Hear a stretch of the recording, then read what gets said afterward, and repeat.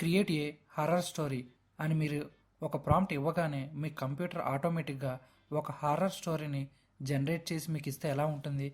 అదే create a lion image on moon అని prompt ఇస్తే అప్పుడు కూడా మీ కంప్యూటర్ ఆ ఇమేజ్ని జనరేట్ చేస్తే ఎలా ఉంటుంది?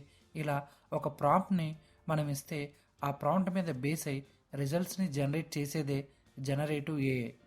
ఇప్పుడు నేను చెప్పిన ప్రాంప్ట్స్ని మీరు చాట్ జీపీటీలో ఇస్తే మ్యాక్సిమం ఇలాంటి రిజల్ట్స్నే జనరేట్ చేసిద్ది.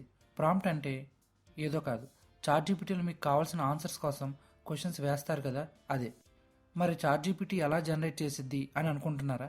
యాక్చువల్గా చాట్ జీపీటీకి ఆల్రెడీ ఇంటర్నెట్లో ఉన్న డేటాని లైక్ ఇమేజెస్, స్టోరీస్, వీడియోస్ ఇలా ఇంటర్నెట్లో ఉన్న మ్యాక్సిమం డేటాతో చాట్ జీపీటీని ట్రైన్ చేశారు. ఈ డేటానే ఎల్ఎల్ఎంఎస్, లార్జ్ లాంగ్వేజ్ మోడల్స్ అంటారు. సో చాట్ జీపీటీలో క్రియేట్ ఏ హారర్ స్టోరీ అని అనగానే ఆల్రెడీ ఇంటర్నెట్లో స్టోరీస్ అండ్ డేటాని అనలైజ్ చేసి అలానే కొన్ని ప్యాటర్న్స్ మీద బేస్ అయి ఒక కొత్త స్టోరీని కూడా జనరేట్ చేసిద్ది. అదంతా మనం యూజ్ చేసే ప్రాంప్ట్ మీద బేస్ అయి ఉంటుంది. ఇంకా కొన్ని జనరేటివ్ ఏఐలో అయితే ఆ రిజల్ట్స్ ఏ వెబ్ పేజ్ నుంచి వచ్చాయో కూడా చెప్తాయి. ఇక్కడ ఒక డిసడ్వాంటేజ్ ఉంది. Create a horror story and post it in my Facebook అంటే మీకు ఒక స్టోరీని జనరేట్ చేయగలదు కానీ పోస్ట్ చేయలేదు. ఎందుకంటే ఏఐలో మొత్తం 3 ఉన్నాయి.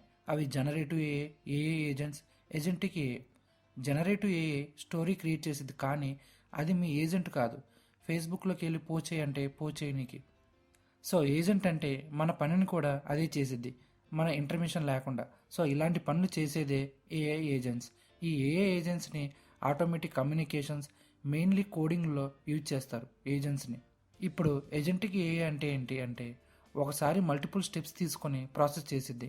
Like create a horror story and it should be very trendy అంటే అప్పుడు ఏజెంట్కి ఏ హారర్ టాపిక్స్ని రీసెర్చ్ చేసి ఏ టైంకి అప్లోడ్ చేస్తే ఎక్కువ వ్యూస్ వస్తాయి అన్న స్ట్రాటజీస్, ఇలా మల్టిపుల్ థింగ్స్ని మ్యాప్ చేసి మనం ఏ టైంకి ఏ హ్యాష్ ట్యాగ్స్ పెట్టాలి అనే అనాలిసిస్ చేసి స్టోరీ పోస్ట్ చేసిద్ది.